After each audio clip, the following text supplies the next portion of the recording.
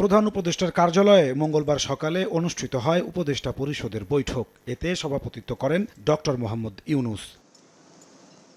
উপদেষ্টা পরিষদের বৈঠকে গৃহীত সিদ্ধান্ত জানাতে বিকেলে রাজধানীর ফরেন সার্ভিস একাডেমিতে প্রধান উপদেষ্টার প্রেস উইং আয়োজিত সংবাদ সম্মেলনে হাজির হন বন, পরিবেশ ও জলবায়ু পরিবর্তন বিষয়ক উপদেষ্টা সৈয়দা রিজওয়ানা হাসান।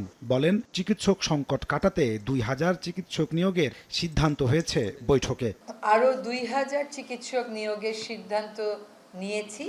এটার মূল উদ্দেশ্যই হচ্ছে যে গ্রামগঞ্জে মানুষেরা আসলে চিকিৎসা পায় না, তাদের জন্য পর্যাপ্ত ডাক্তার যেন নিশ্চিত করা যায়, চিকিৎসক যেন নিশ্চিত করা যায়, এই জন্য এই সিদ্ধান্তটা নেওয়া হয়েছে।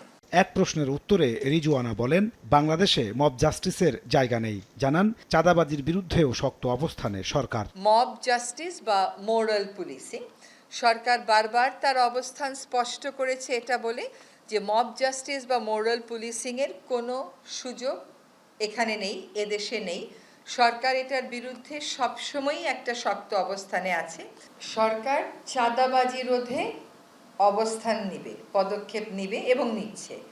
সরকার কোন দল চাঁদাবাজি করলো, কোন ব্যক্তি চাঁদাবাজি করলো, এটা তো সরকার দেখবে না। প্রধান উপদেষ্টার প্রেস সচিব শফিকুল আলম জানান, বাড়ছে উপদেষ্টা পরিষদের আকার। বুধবার শপথ নেবেন ঢাকা বিশ্ববিদ্যালয়ের সাবেক অধ্যাপক সিআর আবরার। প্রফেসর সিআর আবরারকে আসছেন আমাদের সাথে ওই কাউন্সিল অফ অ্যাডভাইজারে জয়েন করছেন এবং উনি সম্ভবত এই মোস্ট লাইকলি উনি এডুকেশন মিনিস্ট্রিটা দেখবেন।